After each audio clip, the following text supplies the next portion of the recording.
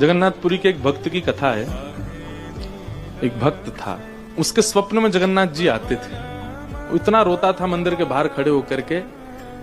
तो ठाकुर जी बोले, तू क्यों रोता है? बोले, आप बस मेरे साथ रहो, मुझे और कुछ नहीं चाहिए, और इस बात का मुझे अनुभव होना चाहिए कि आप मेरे साथ हो। तो भगवान जगन्नाथ जी ने उसको कहा, मैं तेरे साथ हमेशा हूं, और इसका अनुभव तुझे जब करना हो समुद्र की बालू में चलना, और थोड़ी दूर चलने के बाद फिर पीछे देखना, 2 पैरों के निशान तेरे होंगे और तेरे बगल में 2 पैर के निशान मेरे होंगे। उससे तुझे पता चल जाएगा मैं तेरे साथ हूं। अब तो वो रोज जाता, समुद्र के तट पर चल के देखता, थोड़ी दूर चलता तो 2 पैर के निशान उसके और बगल में छोटे छोटे छोटे चरण भगवान के।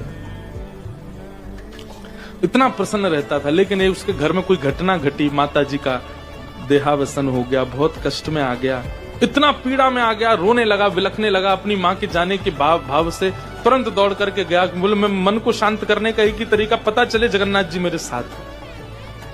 अत्यंत पीड़ा में था।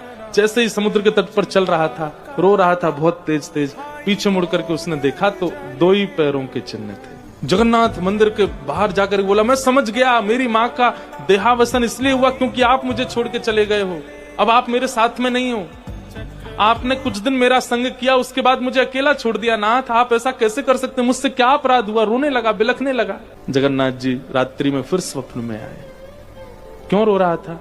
बोले, नाथ, आप मेरे साथ थे हमेशा, और आज आप मेरे साथ नहीं थे। मैंने जाके देखा 2 ही चरण चिन्ह थे, और आज ही मेरी माँ का भगवत धाम गमन हो गया। इसका मतलब आपने मुझे त्याग दिया ना? मुझसे कोई अपराध हुआ है? भगवान बोले, नहीं। तो फिर आज आपके चरण चिन्ह क्यों नहीं थे?